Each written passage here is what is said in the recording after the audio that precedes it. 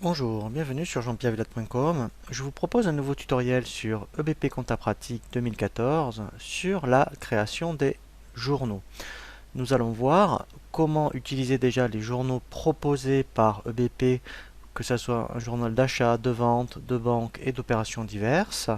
Et nous verrons également comment créer d'autres journaux, notamment si vous avez plusieurs banques ou des journaux d'opérations diverses comme pour la TVA par exemple, ou comme la paye.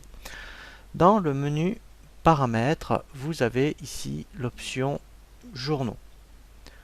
Donc par défaut, vous voyez, vous avez ces différents journaux proposés par EBP. Donc si on regarde le journal d'achat, premièrement ici ce qui est intéressant, c'est que vous avez des racines non autorisées. Ça veut dire qu'en fait, si vous appelez un compte client dans un journal d'achat, eh bien vous aurez un message d'erreur et ça ne sera pas possible.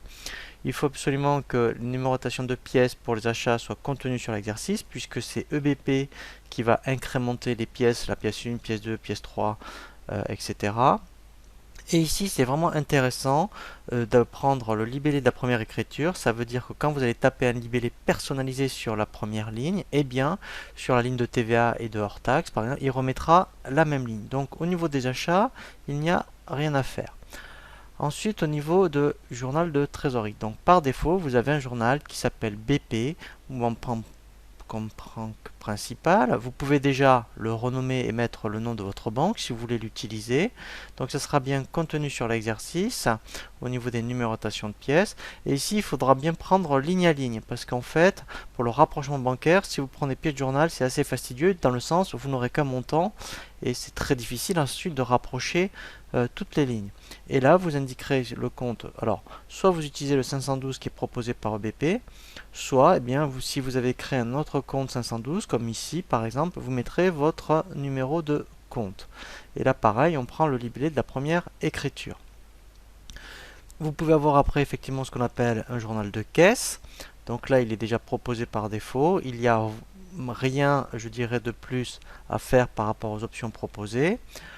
Après, vous avez ce qu'on appelle un journal d'opérations diverses. Donc là, effectivement, le journal d'opérations diverses, c'est vraiment toutes les écritures de régularisation, par exemple, ou pour la TVA ou pour la paye. Mais là, je vous inviterai à créer un journal spécifique. C'est ce que nous allons voir tout à l'heure. Ensuite, voilà, donc vous avez ce qu'on appelle un journal de vente comptoir. Alors ça, il faut l'utiliser que quand on est commerçant, sinon hein, vous n'utiliserez pas celui-ci. Donc on verra un tutoriel justement pour les ventes comptoir lorsqu'on veut faire une remise en fin de journée des encaissements de chèques, cartes bleues, espèces par exemple. Donc vous, pour le journal de vente, vous allez utiliser celui-ci, VE. Donc au journal de vente, voilà. La seule chose qu'il faut changer, ça ne sera pas contenu sur l'exercice, puisqu'ici vous allez mettre vos numéros de facture. Donc il faudra prendre manuel. C'est une petite erreur là de BP de contenu sur l'exercice, parce que en fait, si vous laissez contenu sur l'exercice, il y aura, mettons, pièce 1, pièce 2, pièce 3, etc. etc. alors qu'en fait, c'est ce qui fait foi dans le numéro de pièce dans le journal de vente, ça sera vos numéros de facture. Dans ce cas-là, il faut que vous ayez la main, donc il faudra mettre manuel. Voilà, donc là je fais enregistrer et fermer. Voilà, donc là vous avez les principaux journaux, et en fait, si vous voulez créer, mettons, un journal de paye, par exemple, si vous voulez isoler toutes les écritures de salaire, par exemple, si vous faites la paye, eh bien vous faites ajouter. Là, je peux l'appeler, mettons, PA.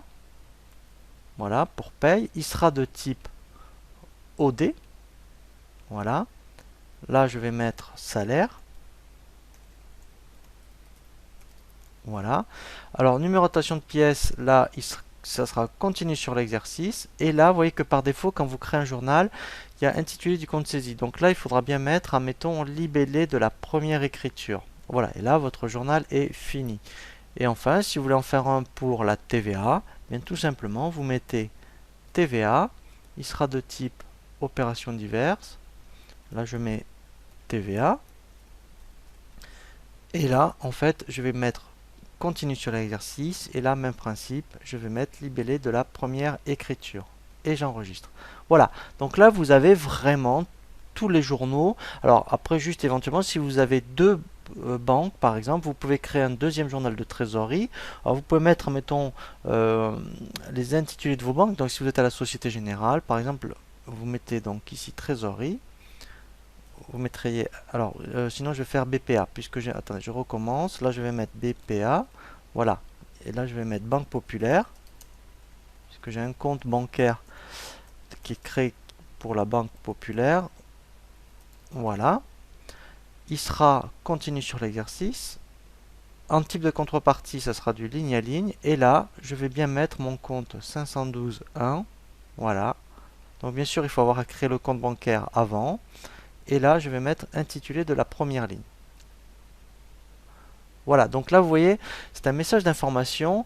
On ne peut pas changer en cours de route une contrepartie, ce qui est normal, notamment pour le rapprochement bancaire. Donc là, comme je l'ai dit que je vais faire du ligne à ligne, ça ne sera plus modifiable. Et là, je fais continuer. Voilà. Voilà, donc là, on a vraiment les principaux journaux que vous pouvez utiliser. Je vous dis à très bientôt sur jean-pierreviat.com pour un nouveau tuto